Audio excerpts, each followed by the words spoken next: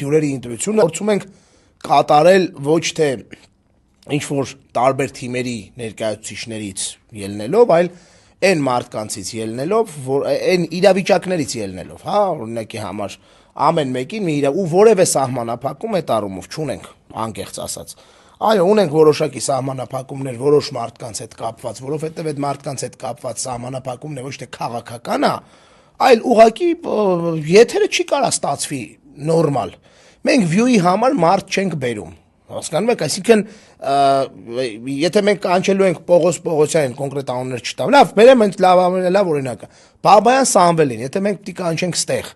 ու դա ուղիղ եթերում դառնա քրեական գործ, մենք չենք ուզում